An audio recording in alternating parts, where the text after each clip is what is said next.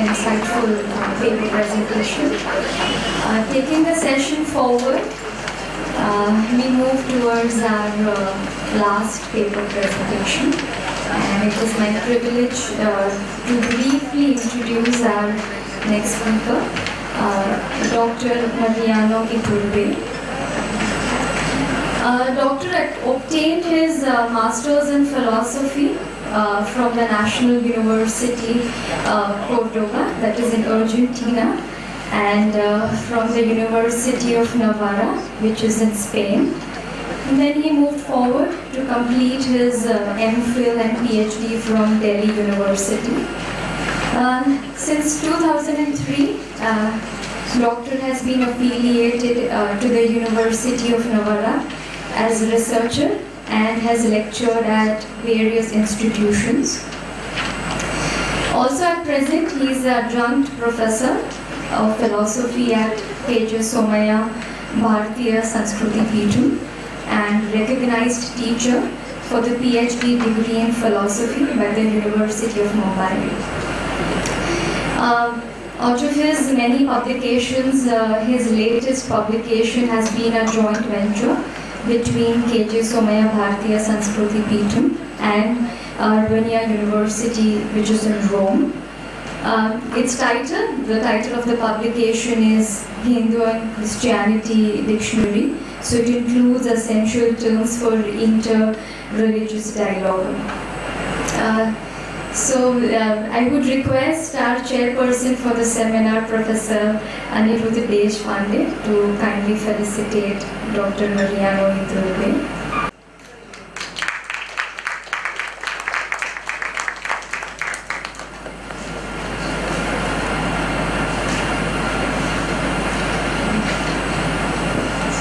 Dr. Mariano Iturbe will be presenting his paper on the topic, Comparative Study between Lokamanya Tilak and Socrates. So I welcome you, sir, for the presentation.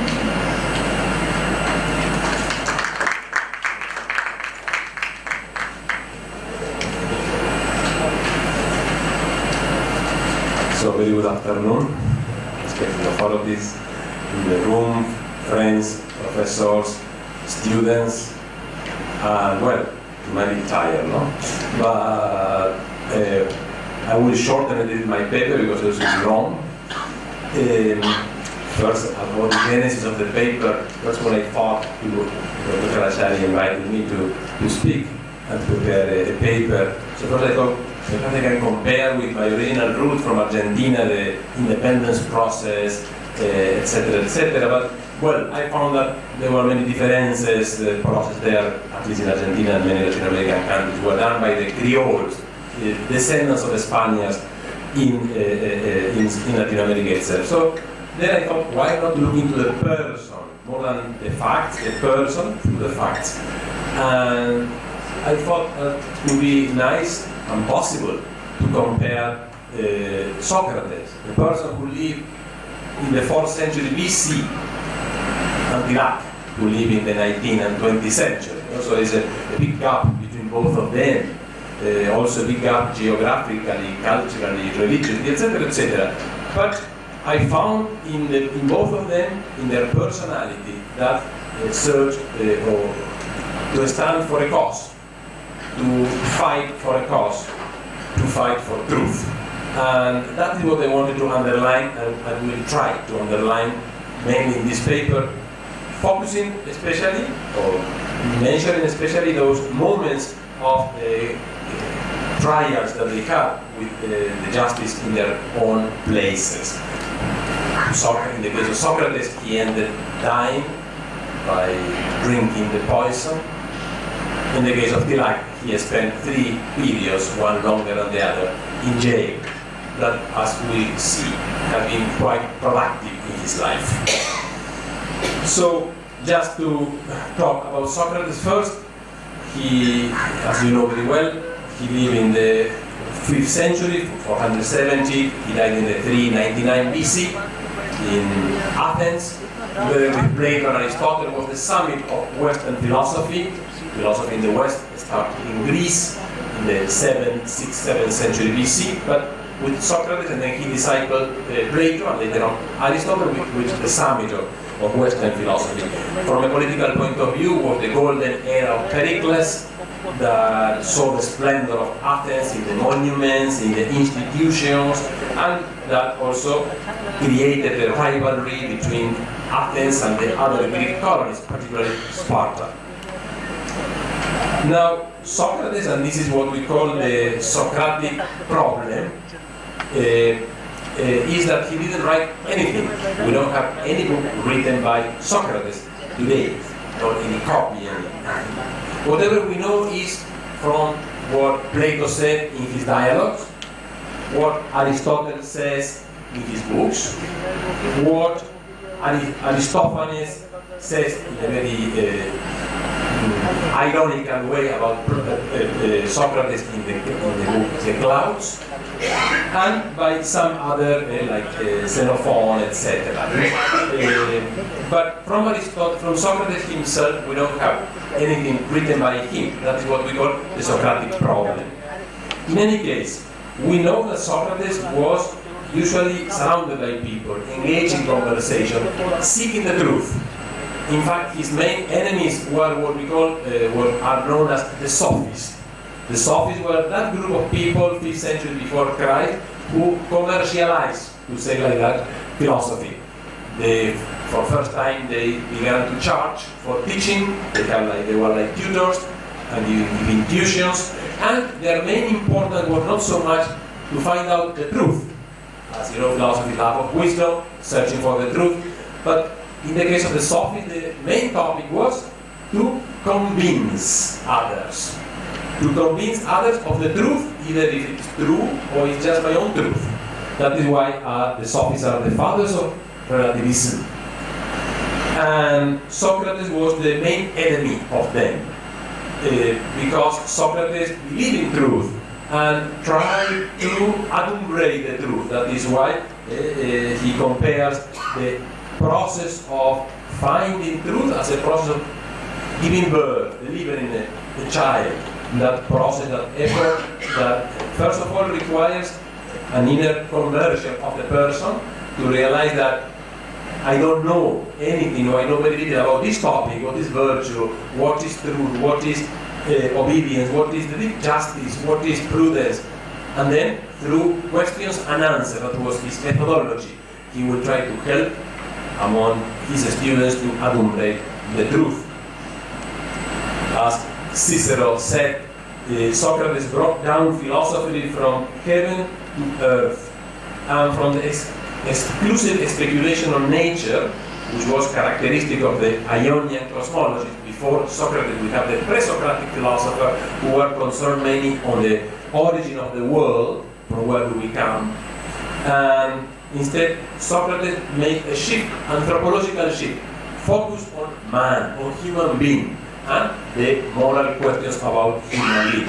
Concretely, Socrates is the first one who developed the possibility of a definition, defining the essence of something, defining the nature of something, and that was his great contribution, or one of his great contributions to philosophy, probably to logic. He accepted, Socrates, the doctrine of an absolute morality based on the conception of a happiness, of a felicity, that is a good not just for the Greeks only, but for every human being. This moral theory, when it is applied to politics, brings about the implication that it is in the statesman's task to care for the lives of the fellow citizens and making them as good as possible. So Socrates was a religious man. Ironically, he will die accused of atheism, but he was not an atheist at all. The only thing is he combined his belief in God as ruler of the world with the view that in practice one could worship God in the way prescribed by the usage of the city.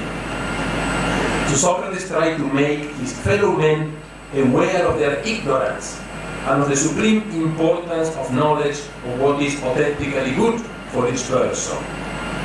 To this purpose he dedicated all his efforts, and these efforts eventually led him to death. Now, if we go to Ṭiḻak, all of you are quite expert in the life of Ṭiḻak, and we have heard many things about him. But as you know, he was born in 1856. He got his main interest was mathematics, pure mathematics, and also applied mathematics. But later on, he did law also, from Government Law College in Mumbai, and his main purpose was to transform the Indian educational system. He thought that education was the tool to achieve freedom, emancipation from the external ruler. But later on, he thought, he realized, he was working together with a team of friends, colleagues, that education was not enough, and he thought that it was very important to make use of the printed media. And that is why he founded two newspapers, the Kesari in Marathi and the Maratha in English. And through these two papers, he transmitted his ideas. He tried to contribute to his desire for final emancipation. Ṭiḻak suffered seeing his country under foreign domination and getting impoverished since most Indian revenues were going abroad at the time. He felt, as I said, that education was not enough, and that is why he started this newspaper, this new venture. He wrote, and I quote, whoever has this conviction and does not do anything, he will be a traitor to his country, who believing this as I do, would sit still in silence, unquote.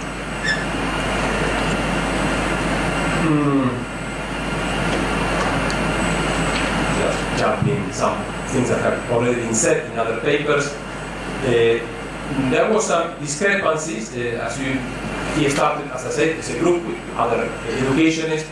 There was a discrepancy among him and some of his colleagues, especially because some of his colleagues wanted first a change in the customs, a transformation of the Hindu customs, while Ṭiḻak gave priority to political emancipation first, change in custom seconded.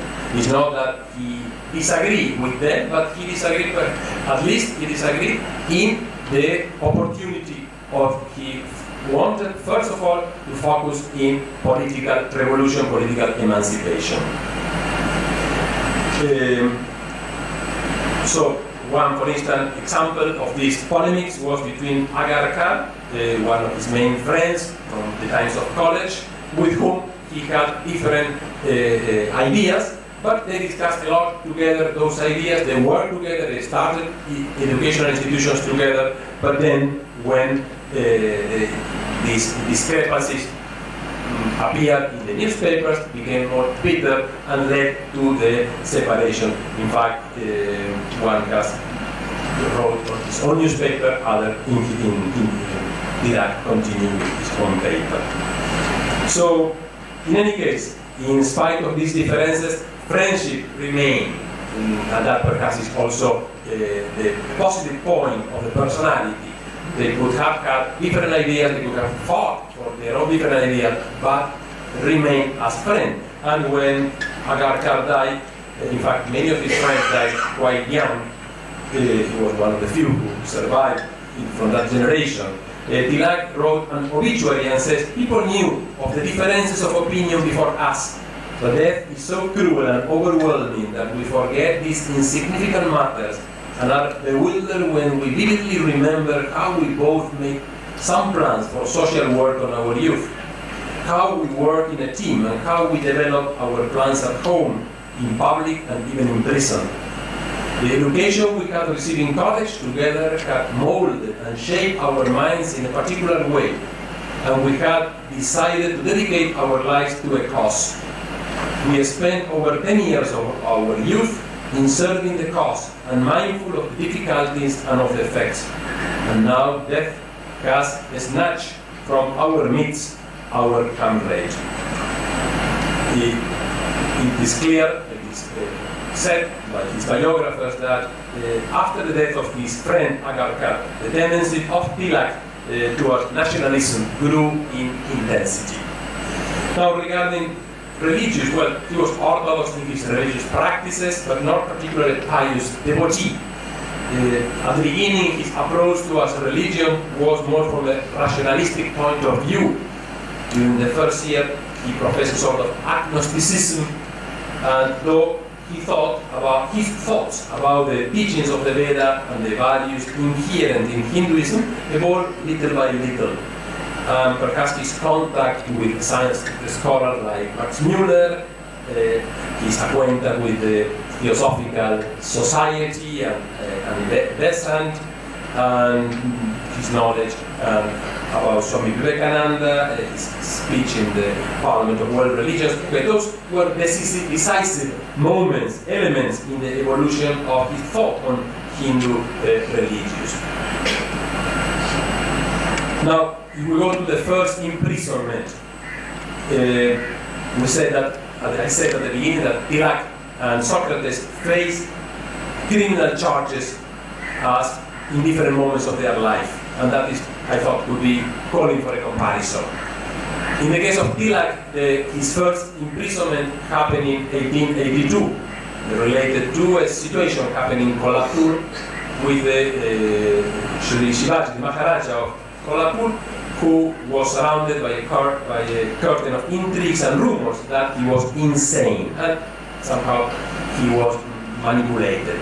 Well, the truth is that in the Maratha, Ṭiḻak, and also Agarkar, who at that time, somehow we are going back in time, we were together, published some letters that were republished from another source of the minister of Kolhapur, and later on it was proved that in the trial that these letters have been forged, not by Ṭiḻak, but by the other newspaper from where Ṭiḻak took it.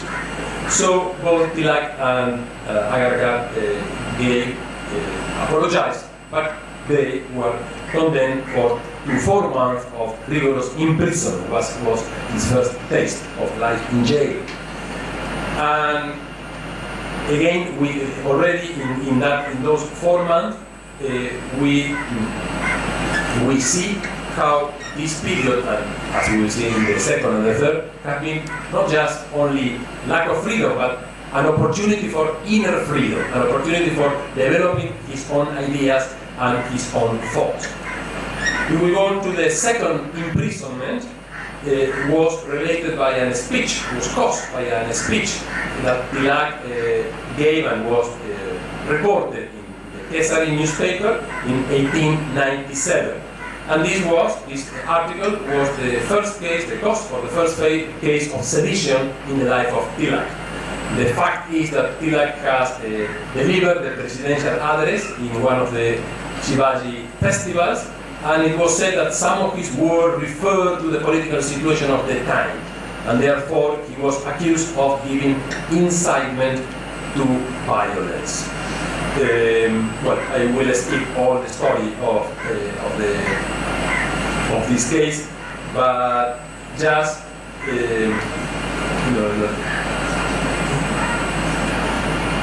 just to say that Ṭiḻak in this article was trying to transmit the grievances of the people. There were the moment India has suffered at that time, on the one hand, big famines, with decimated the population, large sectors of population, and the outbreak of the bubonic plague that also produced horrific effects.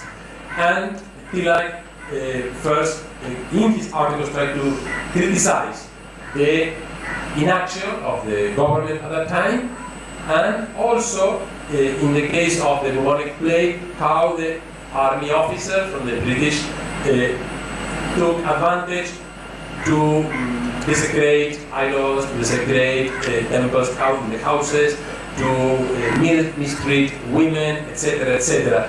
So that was what Ṭiḻak was condemning. In this content happened that the two officers in charge of the security, in charge of this campaign of the bubonic plague, were assassinated.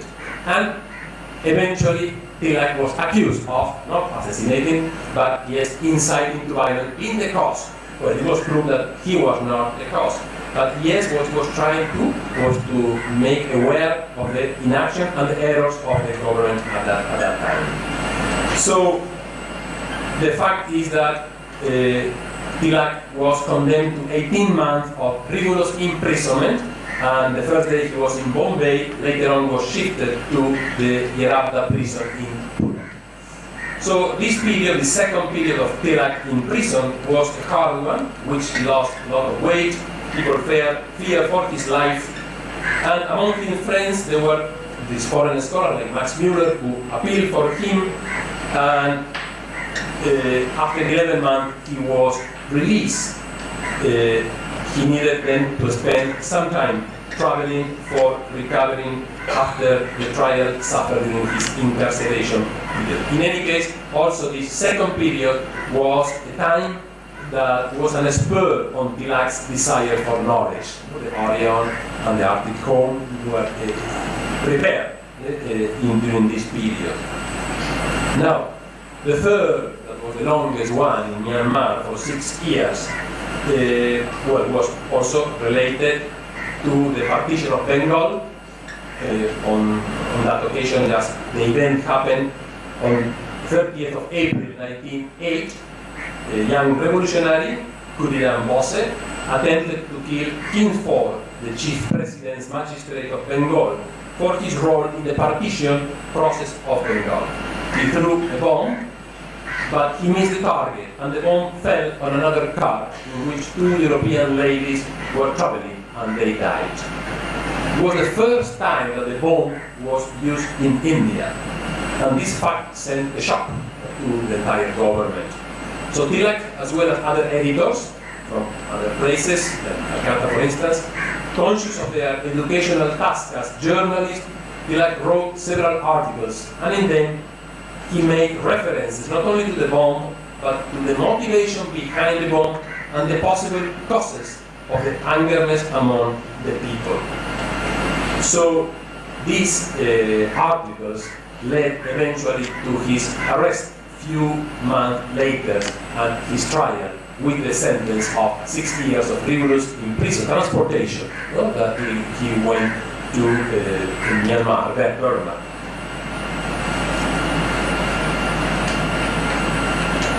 Now in Mandalay, where was the jail, Ṭiḻak decided to make the best of his time in prison.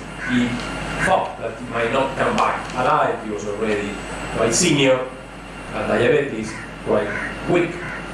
So, but he imposed himself a clear and demanding timetable with slots dedicated to prayer, to study, to his meals, to rest, etc. He neither wasted his time nor did he lament his situation. By having this attitude, he tried to make the best out of that situation. The authorities put several restrictions to his activities, controlled each one of his movements. For instance, all books sent to his jail had to have a title page in English, has to be in English, to be approved by the superintendent of the jail. And the list of books kept by Ṭiḻak during those days, according to his letters, that are the most important testimony of this period, his letters, and also one report written by one of the cooks that he had during that time, who wrote a beautiful and quite long report about his experience, about the life of Ṭiḻak. But among the books that are a clear proof of his intellectual work, we have books by Comte, Augusto Comte, Aristotle, Plato, Hobbes, Mill, Spencer, Machiavelli, Kant, etc. He also studied languages as French and German. So really in 6 years, and of course he wrote the Gita Rahasya, his own commentary on the Bhagavad Gita, with a pencil. So without, well, it's really quite impressive, no? How a person can produce so much in those conditions. So he accepted, he was convinced of his own innocence, he was convinced of the injustice of the sentence, and of the unethical attitudes of those who promoted his conviction. This conviction was promoted also by newspapers, Times of India at that time. but he accepted the sentence with the serenity of a person who sees the legitimacy of authority, even when it is against our thoughts. Finally, he was released in 1914, and, well, a few years later, 1920, he died. Meanwhile, continued with his political and journalistic and educational activities. Now, if we go to the Socrates' death, the death was also accused of criminal charges by one of his disciples, Meletus, a young poet, who accused of Socrates for the crime of asebeia in Greek, irreverence, failure to show due piety toward the gods of Athens. And this he delivered to Socrates in the presence of witnesses, instructed Socrates to present himself before the authorities.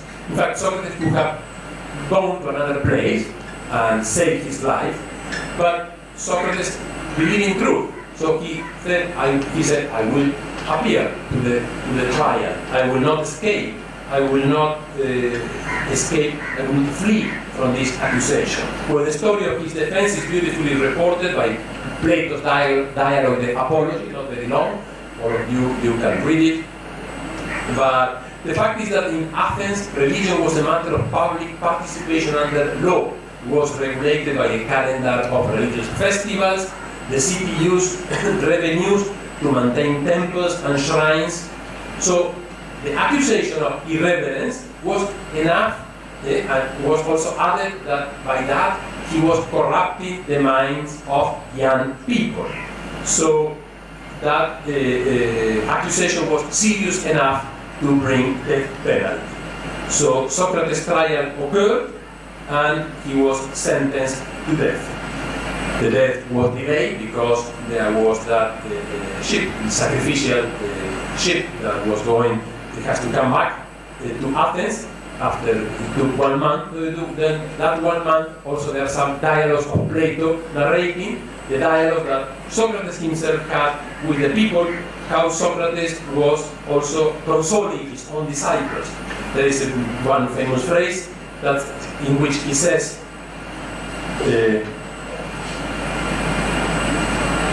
that if you look at Socrates, don't care about him, but what you have to care if you look at truth. Now, in the penalty phase of the trial, Socrates was sentenced to death. Socrates replied that he listens to nothing when he was encouraged to escape. He listens to nothing but the argument that on reflection seems best. Neither to do wrong or to return a wrong is ever right. Not even to injure in return for an injury received. Not even under threat of death. Not even for one's family. Socrates could not point to a harm that would outweigh the harm he would be inflicting on the city if he now exiled himself unlawfully, when he could earlier have done so lawfully. Such law-breaking would have confirmed the jury's judgment that he was a corrupter of the young and brought shame on his family and his friend.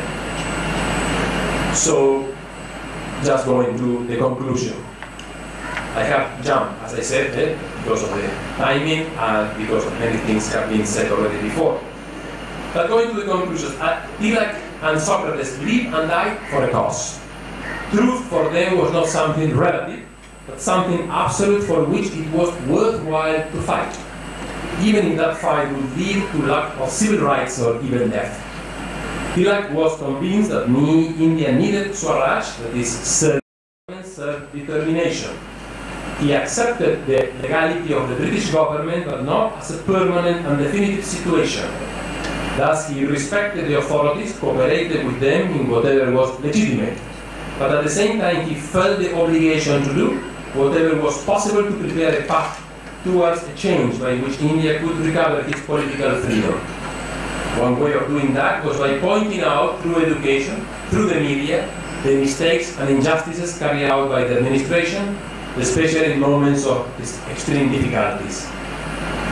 Ṭiḷak wanted to spread awareness of this need, and for that purpose, he spoke, he taught, he wrote, suffered slander and persecution, which took him to spend 3 times the penalty of imprisonment. On the other hand, Socrates also lived in difficult moments for Athens due to repeated wars with other Greek states and political turmoil. He deeply disliked the attitude of the sophists, who disregarded the value of truth and who transformed teaching into commercial activity and reduced education mainly to rhetoric. Socrates believed in truth, accepted the existence of absolute values which have to be discovered by way of logical reasoning and argumentation. Ṭiḷak and Socrates are famous people who live in completely different circumstances, but we could affirm that both of them never feared truth. They were ready to teach the truth, to defend it, to suffer it with dignity. In spite of their differences, we could affirm that they fully agreed with the famous ancient mantra adopted as the national motto of India, Satyam Eva Jayate, truth alone triumph. Thank you very much.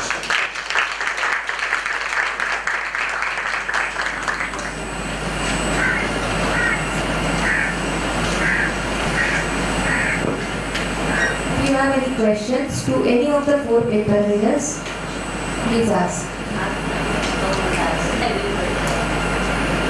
I invite the chairperson, Dr. Aniruddha Deshpande, and all the paper readers to please be on the dais. Dr. Srinivas Ṭiḷak, Dr. S.N. Michael, Dr. Shukla, and Dr. Mariano Iturbe. That you have meticulously brought out the commonalities in Socrates and Ṭiḷak. Just my question is, however, that when it comes to metaphysical system, I think you will agree with me that Socrates doesn't propound any particular metaphysical system as such, whereas Ṭiḷak has half-heartedly embraced Shankaracharya's Advaita and rejects the implication, Nivritti. Isn't it? So that will be the crucial difference, and the concept of truth again will be different. For Socrates, there won't be yathartha, as is insisted by Ṭiḷak. That realistic concept will no more be acceptable to Socrates, but it will be acceptable to Ṭiḷak. Yes, it's true. Socrates did not develop metaphysics.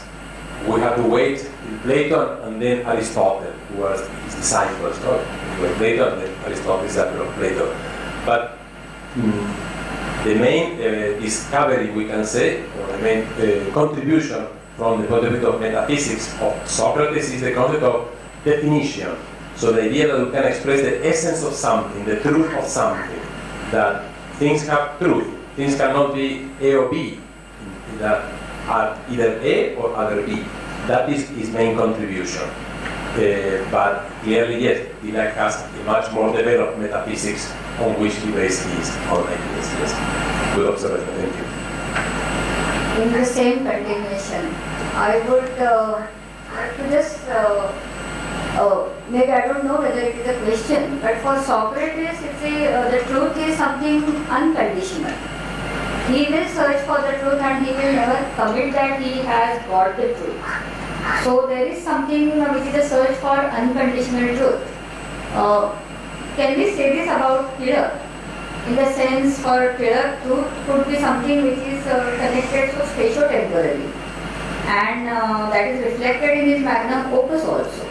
But when he speaks about the real meaning of Iturbe, he makes it relevant for a particular condition rather than essentially the only meaning of Iturbe.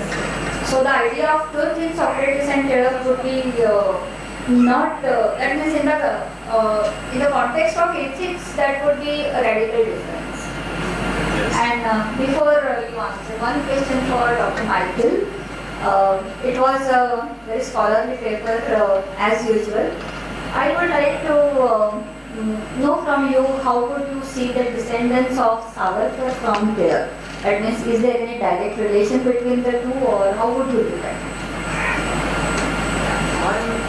My reading shows that there was some kind of influence from Ṭiḷak to Savarkar with regard to nationalism. That's what my readings show. Now, regarding the question about of truth, no? Yes, in the case of Socrates, we can say that his main interest was, okay, moral, anthropological, and to discuss from a theoretical point of view what is justice, what is truth, what is fortitude, the different aspects of life and the aspect of knowledge. In the case of Ṭiḷak, I think we don't have those speculations. Everything is related to the political situation of the country, the freedom movement, and his own ideas. Even in the Gita Rakasya, all the aspect of karma yoga, all the right action in the right moment. So that is a difference. Yes. At this point, yes, but what is important is you have practical concepts, Sanatana. So it is not the case that the truth which is depicted in Gita, he believes is Sanatana Satya. And one more philosophical alternative would be, as he has illustrated in the preface of Gita is that basically the sin originates through ignorance. So he himself has actually paved the way for your paper, when he has said that this is how Bhagavad Gita and Socrates come closer to each other.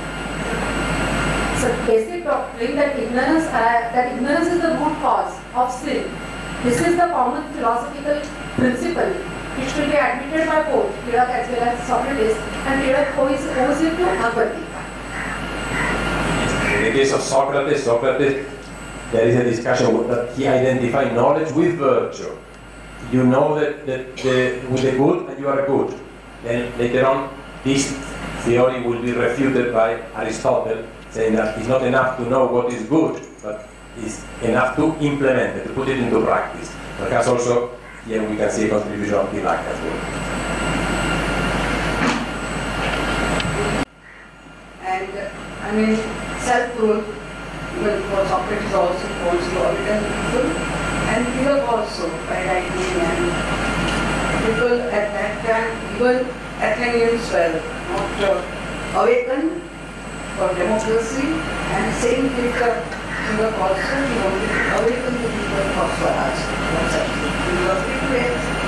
Yes, to some extent, yes. At the same time, as I said at the beginning of my paper, the comparison has many differences because we are comparing the persons to different circumstances, so pointing out some aspects. But yes, Socrates tried to awaken especially the young people, because always surrounded by young people, and trying to fight against, as I said, the sophists who were selling their knowledge, and they were trying to convince. He was trying to help people to discover the truth with their own argumentation. That was the way of awakening them. Yes. And that fostered a democratic form of government, self-government. My question is to Dr. Balaram Shukla. It is a very fascinating, insightful paper in terms of dating. What further work has been done in this area, if any, considering that there is so much of debate, even in terms of historicity, antiquity, or so many things in today's times? Has there been further work done to corroborate, to validate Ṭiḷak's findings? Ṭiļak himself has said that it is just proposition, and he said to the scholars of Sanskrit that own findings and explanation of Ṭiļak was based on the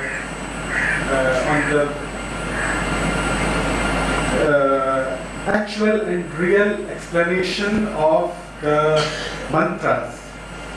And I think after Ṭiļak himself could not lead his research towards a very formulated way, and after that the very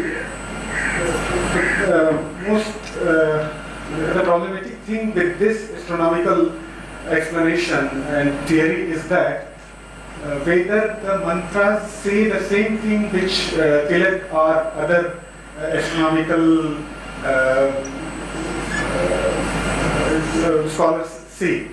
So the main problem which Winter told about this, was that it comes to grief owing to the fact that there are certain passages in the Vedic text which admit of various interpretations. There are various interpretations.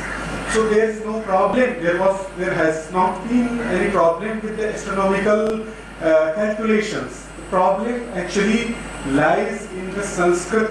What does the mantras actually mean? So after that, I don't think any important work has been done in this field. In archaeology, Avinash Chandra Das has done.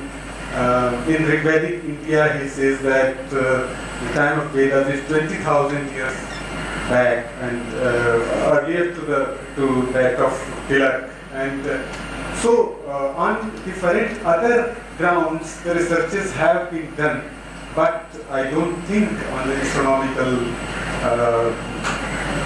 ground the researches there have been done there. Scholars will say, will throw light on more light on this subject. Sir, I have a question to Dr. Mariano Iturbe. Sir, thank you so much for your scholarly presentation and a very different kind of topic, the comparative study of Socrates and Ṭiḷak. I would like to know when a person, and you started your paper with the imprisonment of and the comparison of both of them. I would like to know when a person is in prison, his mindset is completely different, and in spite of that, Ṭiḷak has brought out with come out with such a monumental work of Bharatiya. In spite of being in prison and he studied so many books, Western and Indian philosophers. As writings of Socrates are not available, but through the dialogue with Plato, did you find any similarities or differences of his thoughts, which comes out of the mindset at that particular time being in prison? Thank you. Welcome. Well, I will say that it is true that the times in prisons have been times productive, that prepare a setup suitable for thinking and developing, but that is the fruit of the daily attitude.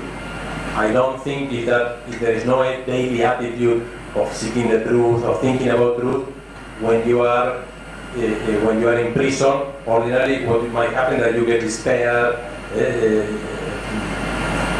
thinking what you have lost, what you are not enjoying, etc., etc. I think what has happened in jail is the fruit of the daily effort of each one of them. What happened is that they found, in the case of Ṭiḻak, because the case of Socrates was shorter period, no more than 1 month. But in the case of Ṭiḻak, where he spent several years, and 14 months, 4 months, were periods in which he was free from all his daily duties, in which sometimes he couldn't have time to work on his books, on all his thoughts.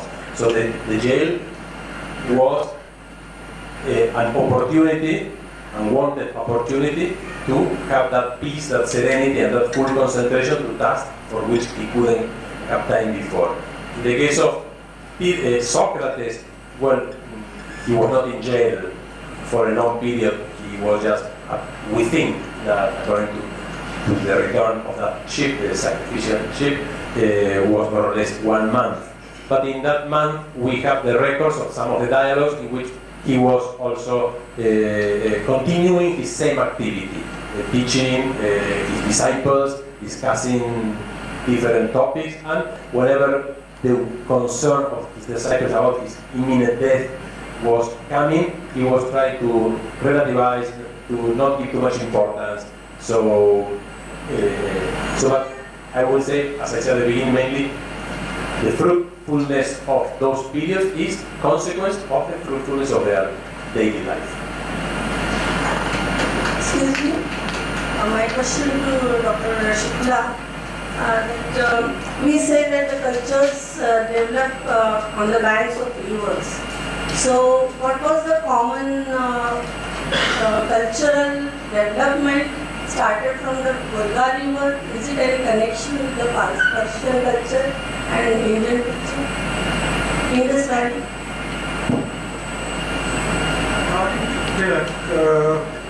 Aryans, the home of Aryans is in Arctic, and in the Orion period, Parsis and Greeks and Indian Aryans lived together. But I don't think that he has stated that the civilization of these Aryans was developed in the bank of any certain river. I think I am not very sure that the Indus civilization, the inventions about Indus civilization was not done by the time of Ṭiḷak, so he has not said anything about that.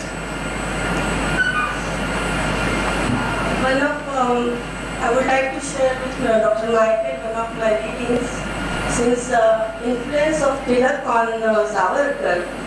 When Ṭiḷak was, Savarkar was in student education that time, and influence of Ṭiḷak was that burning of the foreign goods. And that time Savarkar was only 12 years old, and he took part in that movement, and he first burned the foreign clothes. So that was the influence, I think.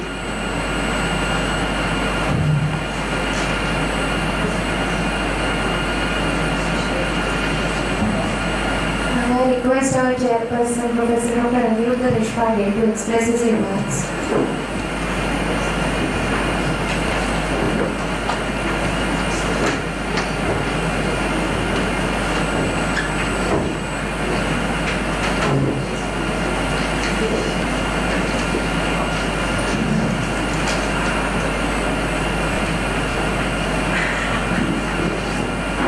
Respected members of the audience, and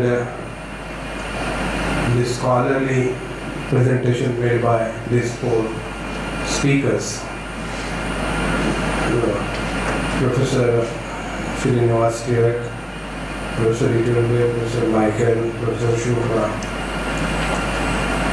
First of all, I would like to thank Dr. Kala Acharya for giving me this opportunity to participate in this very intellectual process of discussion. I am not a student of philosophy, so I may not be able to ask any questions from the philosophical angle. But the personality of Lokamanya Tilak is so great that anybody from this country would like to listen or like to speak about Ṭiḷak. And that is the only reason that why I am here. Though Dr. Kalacharya asked me to chair the session, I am in a mood, and I was in a mood for the last 2.5 hours as a student and not a chairman of the session. Because such a researched and well-studied presentations were made by these four scholars that to comment on it in the capacity of a chairman is beyond my capacity. So I don't have any hesitation to confess this before you. I like to read more, I like to study more. That was the only realization I came to that after listening to all of you. But being an impact of the personality of Ṭiḷak, I would like to say something, and a chairman not saying anything and just here to declare that the session is concluded, that should not be a thing that I am compelled to do. So I would just say a few words about this. The first presentation was made by Professor Ṭiḻak, and he referred to a great movement started by Lokamanya Tilak of Ganeshotsav. Lokamanya Tilak was really a Loka Sangrahak. In many writings about Lokamanya Tilak, this word Loka Sangraha has been used by the journalists and by renowned people about it. When Lokamanya Tilak started this Ganeshotsav, we find that there was a lull in the society, they were under the impact of Britishers, and they were impressed by so many things of the Britishers, so-called so many good things of the Britishers. And so that was the need of the time to organize people, to ask them about the movement and awakening for the freedom movement. We know that Lokamanya Tilak is considered as a pioneer of the freedom movement of our country, and he is said as a father of the people's unrest or Indian unrest, Asantosha se Ṭiḻak. So naturally, any movement that Ṭiḻak had started was leading towards the freedom movement. Even the Shiva Jayanti that Ṭiḻak started after Ganeshotsav had also the intention of awakening people for the freedom of our motherland. I belong to Deccan Education Society, which was founded by Lokamanya Tilak. I spent 40 years in the society, Deccan Education Society. When I was reading the resignation of Lokamanya Tilak submitted to the then chairman, it's a 90-page resignation. And it's a 90-page resignation. And the whole content of the resignation moves around the education movement in our country, which should lead towards the freedom of this country.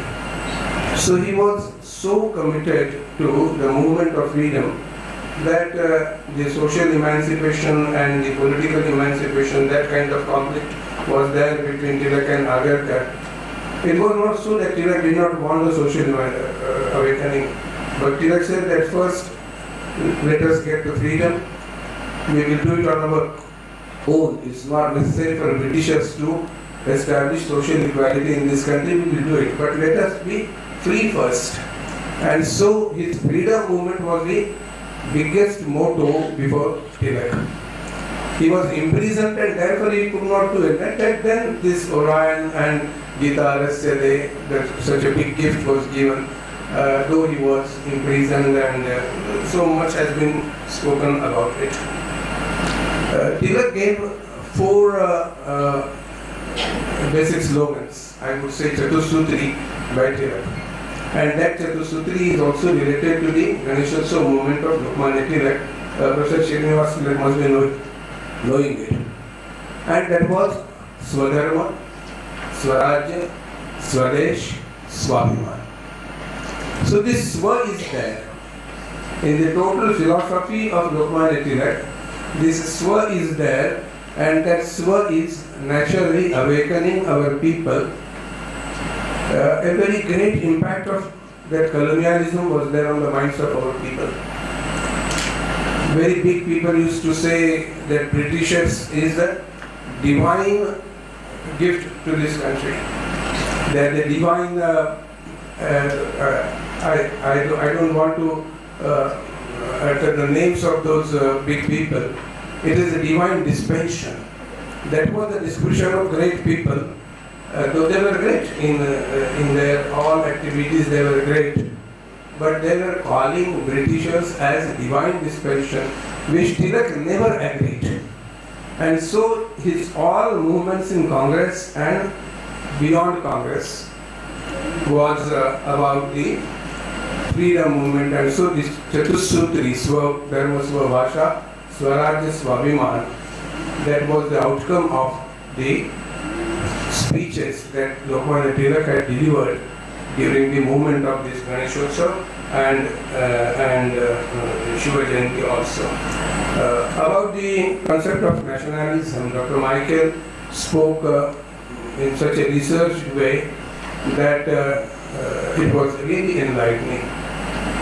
And Dr. Michael referred to the social movement and to the freedom movement at the same time.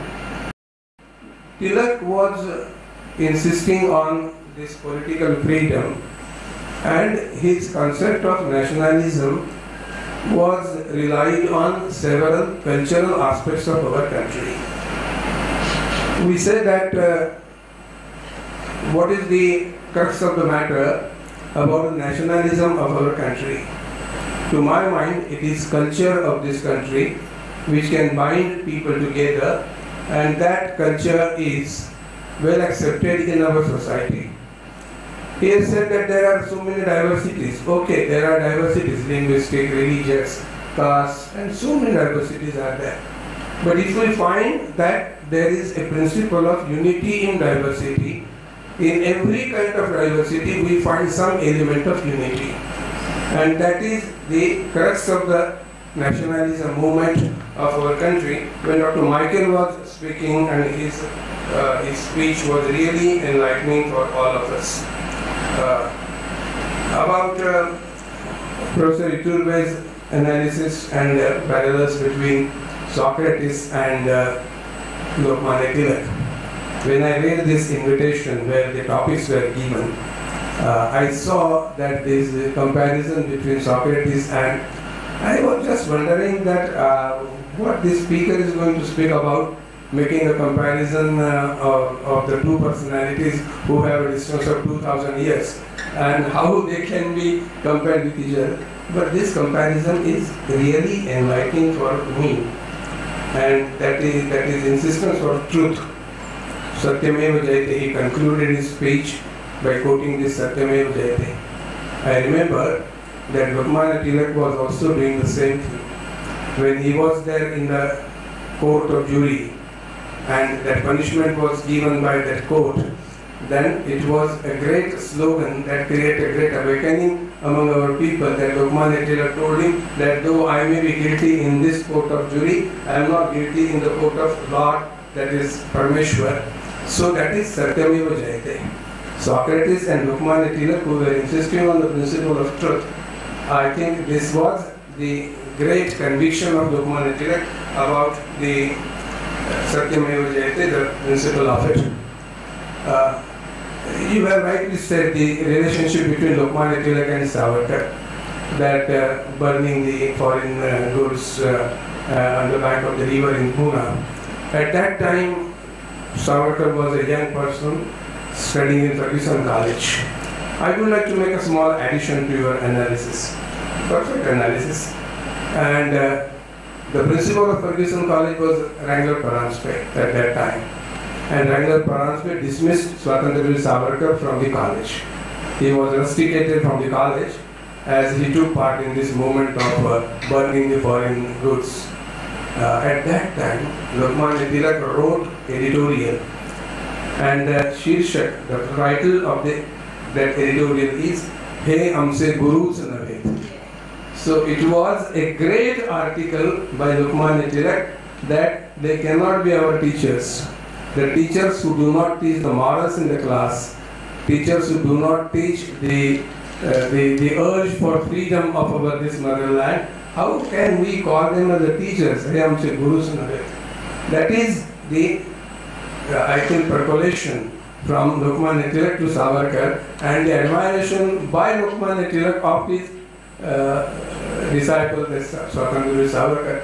I find that the personality of Lokamanya Tilak is reflected in all these things, and all the articles presented by these people. I will not be able to speak much about the Balaram Shukla speech because it is a highly specialized area. That is antiquity of Vedas and determination of the dating of Vedas. I just know that much debate has taken place on it, and sometimes that debate continues in this period also about the dating and the chronological order of the presentation of Vedas. But one thing I know, I have heard Bharatiya Hardas about on the topic Vedatil Rashtra Darshan. So in our Vedas also, the concept of nationalism has been explained at many places, and they are quoted on and off by many people. So even some 4,000, 5,000 years before, the concept of nationalism was explicitly made by the Vedas, and so that contribution of Vedas is also to be researched by great researchers like you That would be my appeal to all of you. The time is not allowing us because the lunch time is also over. It was 12:30 to 1:30. So we cannot extend it more. The only thing I could say that sitting in the chair does not require any knowledge, should not be established. That should not be the understanding. But when I was listening to all the speakers, I thought that all these expressions and their presentations must be made more and more public. Otherwise, Lokamanya Tilak is criticized in these days from a very different angle. Lokamanya Tilak is called as a casteist person. When I hear it from some people, I really wonder that whether they have studied Lokamanya Tilak in the right way or not.